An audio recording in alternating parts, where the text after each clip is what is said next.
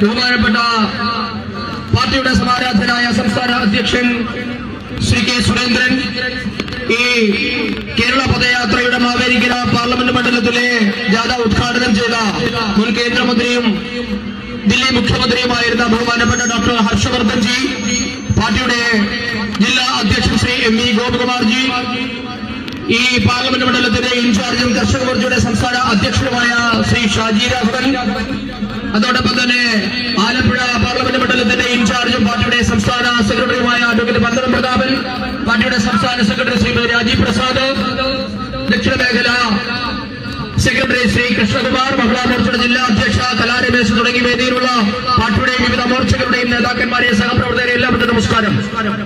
മാറുന്ന കേരളത്തിന്റെ ചിത്രമാണ് ഇന്ന് ചെങ്ങന്നൂരിൽ കഴിഞ്ഞ 2 മണിക്കൂറുകളായി നാം കണ്ടുകൊണ്ടിരിക്കുന്നത്. നരേന്ദ്രമോദിയുടെ ഗ്യാരണ്ടി, മോദിയുടെ ഗ്യാരണ്ടി, പുതിയ കേരളം എന്നതാണ് നമ്മുടെ മുദ്രാവാക്യം.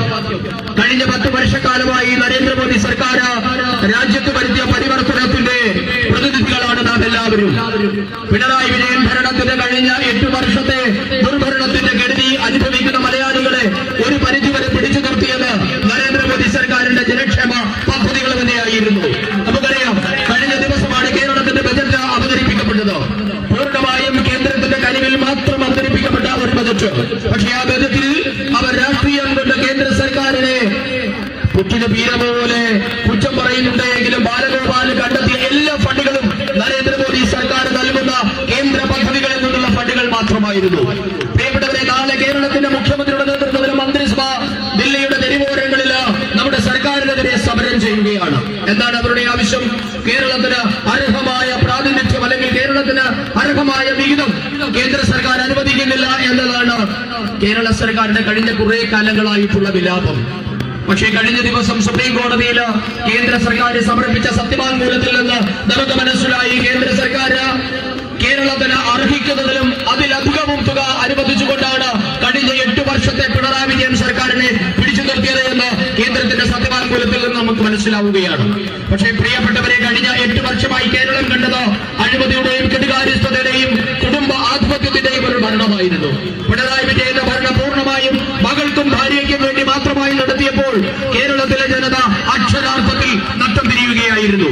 പക്ഷേ കഴിഞ്ഞ 10 വർഷം കൊണ്ട് നരേന്ദ്രമോദി സർക്കാർ ഈ രാജ്യത്ത് നടത്തിയ പരിവർത്തനം, അതിനെ വികസനമെന്ന് വിശേഷിപ്പിച്ച് ചെറുതാക്കരുത് എന്ന് എനിക്കൊരു അപേക്ഷയുണ്ട്. കാരണം കഴിഞ്ഞ 10 വർഷമായി നരേന്ദ്രമോദി സർക്കാർ ഈ രാജ്യത്ത് നടപ്പാക്കിയത് പരിവർത്തനമായിരുന്നു, കേവലം വികസനമായിരുന്നില്ല. നമുക്കറിയാം, ഇന്ന് രാജ്യത്തിന്റെ ദേശീയ പാതകളുടെ അവസ്ഥ എന്താണെന്ന് നമുക്കറിയാം. നമ്മുടെ ആലപ്പുഴ ജില്ലയിൽ ആലപ്പുഴയിലെ SP കോളേജിന് മുൻപിൽ നിന്ന് തുടങ്ങുന്ന ഒരു ബൈപ്പാസ് ഉണ്ട്. പ്രിയപ്പെട്ടവരെ, 41 വർഷം കേരളത്തിന് UPA സർക്കാരിന്റെ ഗവൺമെന്റിന് 7 കേന്ദ്രമന്ത്രിമാരുണ്ടായിരുന്ന ഒരു കാലഘട്ടം ഉണ്ടായിരുന്നു എന്ന് നമുക്കറിയാം. അതിൽ 4 കേന്ദ്രമന്ത്രിമാർ ആലപ്പുഴക്കാരാ. AK ആന്റണിയും വയലാർ രവിയും കൊടിക്കുന്നിൽ സുരേഷും ശ്രീമാൻ KC വേണുഗോപാലും അടക്കമുള്ള 4 കേന്ദ്രമന്ത്രിമാര് ആലപ്പുഴയുടെ മണ്ണിൽ നിന്നും മൻമോഹൻ സിംഗിന്റെ ക്യാബിനറ്റിലുണ്ടായിരുന്നു. കൂടാതെ ശശി തരൂരും മുല്ലപ്പള്ളി രാമചന്ദ്രനും അഹമ്മദും തുടങ്ങുന്ന മറ്റു 3 മന്ത്രിമാര്, 7 മന്ത്രിമാര് കേരളത്തിലുണ്ടായിട്ട് ആലപ്പുഴ ജില്ലയിൽ നിന്ന് 2 or 3 മുഖ്യമന്ത്രിമാരുണ്ടായിട്ട് പ്രിയപ്പെട്ടവരെ 2014 നരേന്ദ്രമോദി അധികാരം ഏറ്റെടുക്കേണ്ടി വന്നു 41 വർഷം പഴക്കമുള്ള ബൈപ്പാസ് പൂർത്തീകരിക്കുവാൻ. ഇതുതന്നെയാണ് കൊല്ലം ബൈപ്പാസിന്റെയും അവസ്ഥ. 42 വർഷമാണ് ആ ബൈപ്പാസ് തുടങ്ങിക്കിടുന്നത്. അങ്ങനെ നമ്മുടെ കേരളത്തിന്റെ ദേശീയ പാതകളുടെ അവസ്ഥ നമുക്കറിയാം. ഇന്ന് രാജ്യത്തെമ്പാടുമുള്ള ദേശീയ പാതകളുടെ അവസ്ഥ, ഇന്ന് രാജ്യത്തിന്റെ പുറത്തേക്ക് പോലും നരേന്ദ്രമോദി സർക്കാർ അതിവേഗ പാതകൾ പണിയുകയാണ്. ഇത് നമ്മുടെ രാജ്യത്ത് യുദ്ധവിമാനങ്ങൾ പറന്നിറങ്ങാൻ പറ്റുന്ന സാഹചര്യത്തിലാണ് നരേന്ദ്രമോദി സർക്കാർ നമ്മുടെ ദേശീയ പാതകളെ പണിയുന്നത്. അതോടൊപ്പം തന്നെ തീവണ്ടി റെയിൽ ഗതാഗതത്തിൽ വന്ന മാറ്റം നമുക്ക് എല്ലാവർക്കും അറിയാം. ചെങ്ങന്നൂർ റെയിൽവേ സ്റ്റേഷൻ ഉണ്ടാകാൻ പോകുന്നത് 400 കോടി രൂപയുടെ വികസനമാണ്. പ്രിയപ്പെട്ടവരെ, 400 കോടി രൂപ മുടക്കി ചെങ്ങന്നൂർ റെയിൽവേ സ്റ്റേഷൻ പുതുക്കി പണിത് കഴിയുമ്പോൾ എന്തായിരിക്കും ചെങ്ങന്നൂരിന്റെ വികസനമെന്ന് ഞാൻ പറയാതെ തന്നെ നിങ്ങൾക്കറിയാം. ഇതെന്താണ് നമ്മുടെ റെയിൽവേ ട്രാക്കുകളുടെ അവസ്ഥ, ട്രെയിൻ ഗതാഗതത്തിന്റെ അവസ്ഥ എന്താ? ലോകത്തിലെ ഏറ്റവും വലിയ ക്ലോസറ്റ് എന്ന് കക്കൂസ് എന്ന് വിളിപ്പേരുണ്ടായിരുന്ന നമ്മുടെ റെയിൽ ട്രാക്കുകൾ ഇന്ന് ലോകത്തിലെ ഏറ്റവും ശുചിത്വമുള്ള ഇടങ്ങളായി മാറിയിട്ടുണ്ട് എങ്കിൽ 2014 മുതൽ നരേന്ദ്രമോദി സർക്കാർ ഈ രാജ്യത്ത് നടപ്പാക്കിയ പരിവർത്തനത്തിന്റെ ഭാഗമാണ്. പ്രിയപ്പെട്ടവരെ, നരേന്ദ്രമോദി അധികാരത്തിൽ വരുമ്പോ ഈ രാജ്യത്തെ 20,000 ഗ്രാമങ്ങൾ സമ്പൂർണ്ണമായും ഇരുട്ടിലായിരുന്നു. 19,858 ഗ്രാമങ്ങളിൽ വൈദ്യുതി കിട്ടാക്കനിയായിരുന്നു. പക്ഷേ നരേന്ദ്രമോദിയുടെ 10 വർഷത്തെ ഭരണം പൂർത്തിയാക്കുമ്പോൾ ഇന്ന് രാജ്യത്തെ എല്ലാ ഗ്രാമങ്ങളിലും വൈദ്യുതി എത്തിയിരിക്കുന്നു. പ്രിയപ്പെട്ടവരെ, നരേന്ദ്രമോദി അധികാരത്തിൽ വരുമ്പോ ഈ രാജ്യത്തെ 68% വീടുകളിലും സ്വന്തമായി ഒരു കക്കൂസ് പോലും ഉണ്ടായിരുന്നില്ല. അതിരാവിലെ എഴുന്നേറ്റ് സൂര്യൻ ഉദിക്കുന്നതിന് മുൻപ് നമ്മുടെ അമ്മമാര്, പെങ്ങന്മാര്, സഹോദരിമാര് ഒരു മറ തേടി പ്രാഥമിക കൃത്യം നിർവഹിക്കാൻ ഓടുന്ന ഗതികെട്ട ഒരു കാഴ്ചയുണ്ടായിരുന്നു നമ്മുടെ രാജ്യത്തിന്. ഇന്ന് നരേന്ദ്രമോദിയുടെ ഭരണം 10 വർഷം പൂർത്തിയാക്കുമ്പോ രാജ്യത്തെ 100% വീടുകളിലും അടച്ചുറപ്പുള്ള ഒരു കക്കൂസുണ്ട്. കഴിഞ്ഞ 7 വർഷക്കാലമായി നമ്മുടെ രാജ്യത്തെ മുഴുവൻ ജനങ്ങൾക്കും 80 കോടി ആൾക്കാർക്കാണ് സൗജന്യമായി ഭക്ഷ്യധാന്യങ്ങൾ നരേന്ദ്രമോദി സർക്കാർ വിതരണം ചെയ്യുന്നത്. ഈ കോവിഡ് മഹാമാരിയുടെ കാലഘട്ടത്തില് രാജ്യത്തെ ഒരാൾ പോലും പട്ടിണി കിടന്ന് മരിക്കാതിരുന്നിട്ടുണ്ട് എങ്കിൽ അത് നരേന്ദ്രമോദി സർക്കാർ നടപ്പാക്കിയ ഭക്ഷ്യസുരക്ഷാ പദ്ധതിയുടെ ഗുണം കൊണ്ടാണ്. അങ്ങനെ കഴിഞ്ഞ 10 വർഷക്കാലമായി ഈ രാജ്യത്തിന്റെ സമഗ്രമായ പുരോഗതിക്ക് ചുക്കാൻ പിടിച്ച നരേന്ദ്രമോദി സർക്കാർ മെയ് മാസത്തിൽ വീണ്ടും കേന്ദ്രത്തിൽ അധികാരത്തിലെത്തുമെന്ന കാര്യം നമുക്ക് ഉറപ്പാണ്.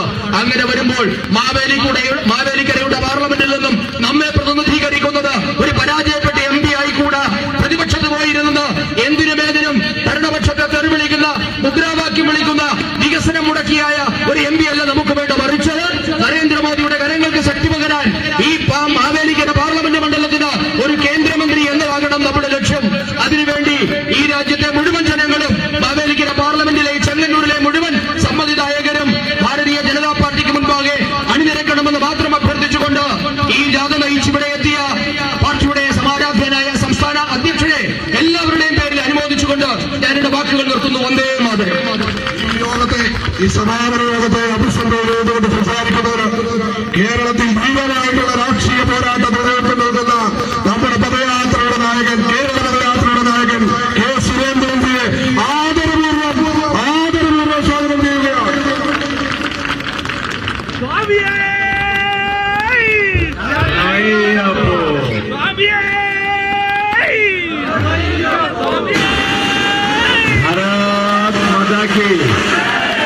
भारत माता की, നരേന്ദ്ര മോദിജിക്ക്.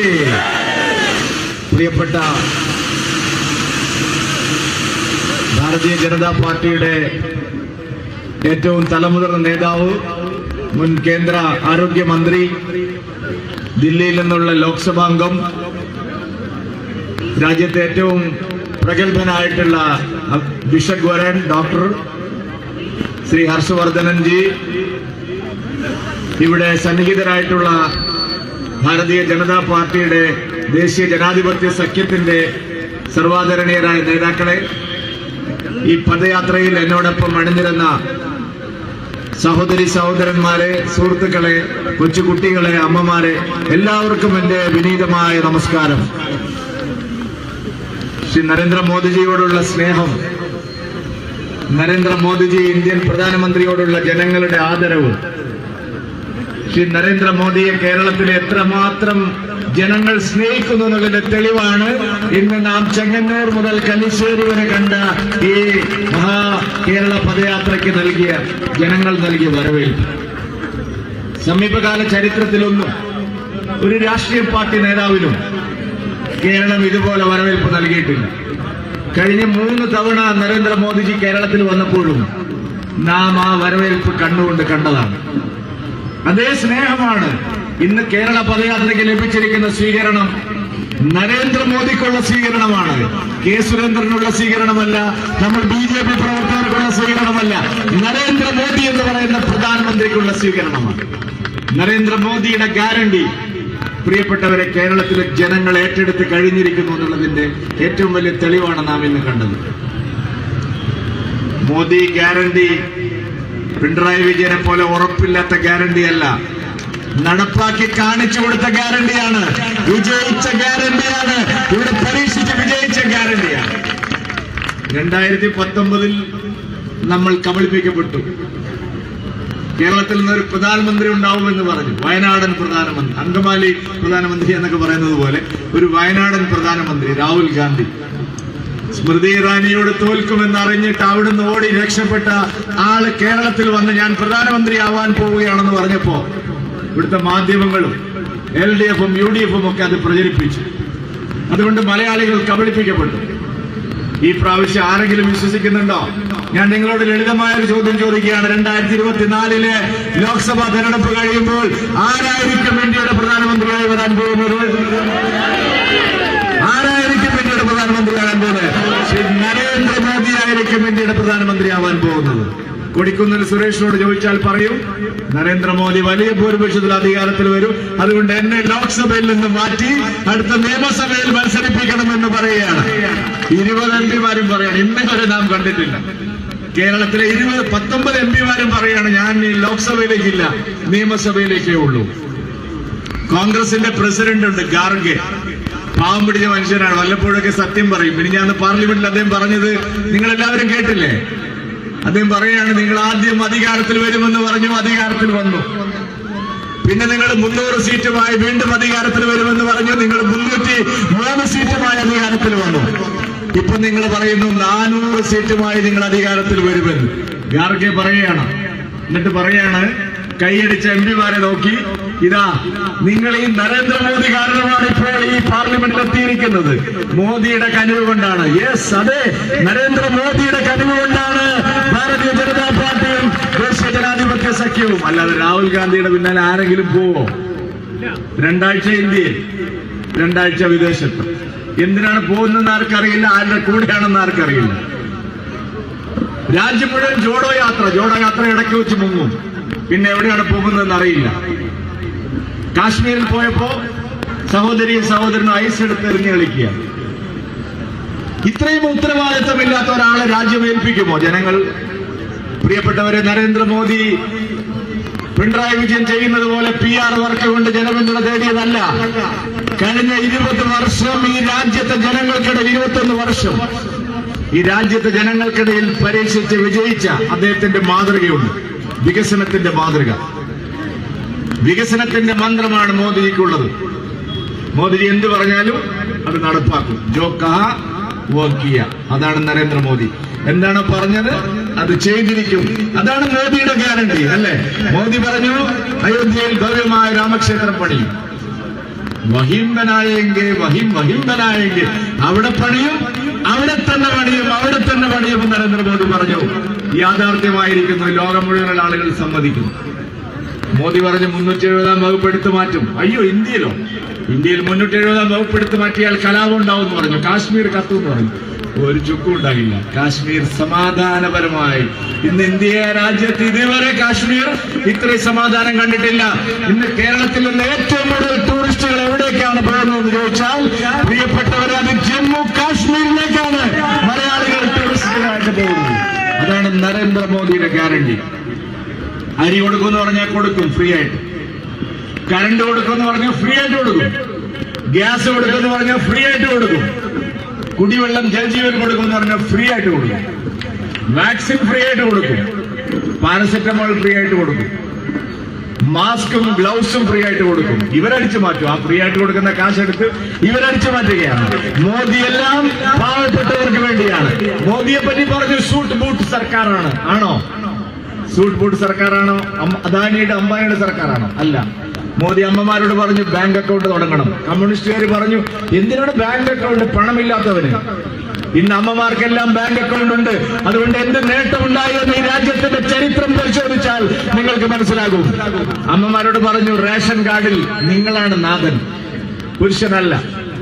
ഇന്ത്യയിൽ എവിടെ റേഷൻ? 1 India 1 ration. കോവിഡ് കാലത്ത് നടന്നുപോയ ആൾക്കാര്. ഇവിടെ റേഷൻ കാർഡിൽ പേരുള്ളവർക്ക് അവിടെ അരി കിട്ടില്ല, അല്ലെങ്കിൽ അവിടെ റേഷൻ കാർഡിൽ പേരുള്ളവർക്ക് ഇവിടെ അരി കിട്ടില്ല. മോദി എല്ലായിടത്തും അരി കൊടുത്തു, ഭക്ഷ്യധാന്യങ്ങൾ കൊടുത്തു. 1 കൊല്ലം കൊണ്ട് വാക്സിൻ കൊടുത്തു, കുടിക്കാൻ വെള്ളം കൊടുത്തു. ചെരുപ്പ് കുത്തികൾ ഇവിടെ ഉണ്ടല്ലോ, ഈ സ്ട്രീറ്റ് വെണ്ടേഴ്സ്, ചെറിയ ചെറിയ കച്ചവടക്കാര്, ചെരുപ്പ് കുത്തുന്നവര്, നമ്മുടെ ഉന്തുവണ്ടി കച്ചവടക്കാര്. ഇന്ന് വരെ ഏതെങ്കിലും ഒരു പ്രധാനമന്ത്രി സ്ട്രീറ്റ് വെണ്ടേഴ്സിന് വേണ്ടി, ഉന്തുവണ്ടി കച്ചവടക്കാർ വേണ്ടി പ്രോജക്ട് കൊണ്ടുവന്നിട്ടുണ്ടോ? ഒരേ ഒരു നരേന്ദ്രമോദിയേ ഉള്ളൂ ഈ നാട്ടിലെ ഏറ്റവും പാവപ്പെട്ടവരായിട്ടുള്ള ഉന്തുവണ്ടി കച്ചവടക്കാർക്ക് വേണ്ടി പദ്ധതി കൊണ്ടുവന്നിട്ടുള്ളൂ. PM വിശ്വകർമ്മ ആർക്കാണ്? അദാനിക്കാണോ? അംബാനിക്കാണോ? അല്ല. ഇവിടുത്തെ മരാശാരിക്ക്, ഇവിടുത്തെ കല്ലാശാരിക്ക്, ഇവിടുത്തെ സ്വർണ്ണപ്പണിക്കാരന്, ഇവിടുത്തെ കൊല്ലപ്പണിക്കാരന്, ഇവിടെ നെയ്ത്തുവല കെട്ടുന്നവന്, ഇവിടെ കൽപ്പണിയെടുക്കുന്ന മേസന്മാർക്ക് നരേന്ദ്രമോദി ഒരേ ഒരു പ്രധാനമന്ത്രിയെ അവർക്ക് വേണ്ടിയുള്ള പദ്ധതികൾ കൊണ്ടുവന്നിട്ടുള്ളൂ. വേറെ ഒരു പ്രധാനമന്ത്രിയും അവരെ കണ്ടിട്ടില്ല. അമ്മമാരോട് ഒരു പ്രധാനമന്ത്രിയെ ചോദിച്ചിട്ടുള്ളൂ, നിങ്ങളുടെ പെൺകുട്ടികൾ വൈകി വന്നാൽ നിങ്ങൾക്ക് വേവലാതിയുണ്ട്, എന്നാൽ നിങ്ങൾ ആൺകുട്ടികൾ വൈകി വരുമ്പോൾ നിങ്ങൾ എന്താണ് വേവലാതിപ്പെടാത്തത്? എന്താ ചോദിക്കാൻ കാരണം? നമ്മുടെ ആൺകുട്ടികളും വഴിതെറ്റിപ്പോകരുത്. പരീക്ഷയുടെ പേരിൽ ഇത്രയും ടെൻഷൻ അടിക്കുന്ന കുട്ടികളോട് ഒരേ ഒരു പ്രധാനമന്ത്രിയെ ചോദിച്ചിട്ടുള്ളൂ പരീക്ഷ പേ ചർച്ച. 35 ലക്ഷം കുടുംബങ്ങളോടാണ് പ്രധാനമന്ത്രി നരേന്ദ്രമോദി ഈ പരീക്ഷാകാലത്ത് സംസാരിച്ചിരിക്കുന്നത്. വേറെ ഏത് പ്രധാനമന്ത്രി ഇങ്ങനെ ചെറിയ ചെറിയ കാര്യങ്ങൾ മുതൽ വലിയ വലിയ കാര്യങ്ങൾ വരെ ചെയ്തിട്ടുണ്ട്? ചന്ദ്രനിൽ പറക്കുന്നു അല്ലേ ദേശീയ പതാക? ഈ ഭാരതത്തിന്റെ പതാക ചന്ദ്രന്റെ ഏറ്റവും തെക്കേ അറ്റത്ത് പറക്കുകയാണ്. ചന്ദ്രയാൻ സൂര്യനിലേക്ക് നോട്ടമിട്ടിരിക്കുന്നു നരേന്ദ്രമോദി. സൂര്യനെ വീക്ഷിക്കാൻ പഠിക്കാൻ നരേന്ദ്രമോദി. ശാസ്ത്ര സാങ്കേതിക രംഗം, കപ്പലുകൾ, വിക്രാന്ത്, എന്തെല്ലാം കാര്യങ്ങൾ മോദി ചെയ്തു. അപ്പോഴും മോദി പാവപ്പെട്ടവരെ മറന്നില്ല. വലിയ വലിയ വികസന പദ്ധതികൾ നടത്തുമ്പോഴും, ദേശീയപാത വികസിക്കുമ്പോഴും, വിമാനത്താവളങ്ങൾ ഉയരുമ്പോഴും, കപ്പൽ തുറമുഖങ്ങൾ ഉയരുമ്പോഴും, വലിയ വലിയ വ്യവസായങ്ങൾ വളരുമ്പോഴും മോദി തൊഴിലുറപ്പ് പദ്ധതിക്ക്, ഗ്രാമീണ മൻരേഗയ്ക്ക് ഒരു പൈസ കുറച്ചില്ല. കുറച്ചോ? മോദി അധികാരത്തിൽ വരുമ്പോൾ പ്രിയപ്പെട്ടവരെ എത്രയായിരുന്നു തൊഴിലുറപ്പ് തൊഴിലാളികളുടെ ശമ്പളം? ഇപ്പോൾ എത്രയാണ് ശമ്പളം? പറയണം. ആശാ വർക്കർമാർ മോദി വരുമ്പോൾ എന്തായിരുന്നു ശമ്പളം? ഇപ്പൊ എത്രയാണ്? അംഗൻവാടി ടീച്ചർമാർ ഇന്നും എന്നെ 4 പേര് വന്ന് കണ്ടു. 1500 രൂപ മോദിയാണ് അധികം കൊടുത്തത്, പിണറായി വിജയൻ കൊടുത്തിട്ടില്ല. മോദി ആശാ വർക്കർമാർക്ക് ശമ്പളം കൂട്ടി, അംഗൻവാടി ടീച്ചർമാർക്ക് ശമ്പളം കൂട്ടി, മൻരേഗ തൊഴിലാളികൾക്ക് ശമ്പളം കൂട്ടി. എല്ലാം മോദി. പിണറായി വിജയൻ ഒന്നും ചെയ്യുന്നില്ല, കട്ടുമുടിക്കുകയാണ്. മാസപ്പടിയും കൊള്ളയും ബാങ്ക് കൊള്ളയും അച്ഛനും മകളും മരുമകനും ചേർന്ന് ആലിബാബയും 41 കള്ളന്മാരും പോലെ പിണറായി വിജയൻ കേരളത്തെ കട്ടുമുടിക്കുകയാണ്. പ്രിയപ്പെട്ടവരെ, ആ പിണറായി വിജയനെ ഇനി നാം പേരണോ? കേരള പദയാത്ര അതാണ് ചോദിക്കുന്നത്. പിണറായി വിജയന് പകരം അതിനേക്കാൾ വലിയ കള്ളന്മാരായിട്ടുള്ള UDF-കാരെ നമ്മൾ താങ്ങണോ? ആവശ്യമില്ല കേരളത്തിന്. കേരളത്തിന് ഇനി ആവശ്യം പ്രിയപ്പെട്ടവരെ നരേന്ദ്ര ദാമോദർ ദാസ് മോദി എന്ന് പറയുന്ന പ്രധാനമന്ത്രിയുടെ നേതൃത്വമാണ്, ഭരണമാണ്. അതിനുവേണ്ടിയാണ് കേരള പദയാത്ര നിങ്ങളെ സമീപിക്കുന്നത്. ഈ വൈകിയ വേളയിലും നിങ്ങളിവിടെ നൽകിയ ഊഷ്മളമായ സ്വീകരണത്തിന് ഹൃദയത്തിൽ ചാലിച്ച് നന്ദി പ്രകാശിപ്പിച്ചുകൊണ്ട് ഞാൻ എന്റെ വാക്കുകൾ അവസാനിപ്പിക്കുന്നു. നിങ്ങൾക്ക് നമസ്കാരം.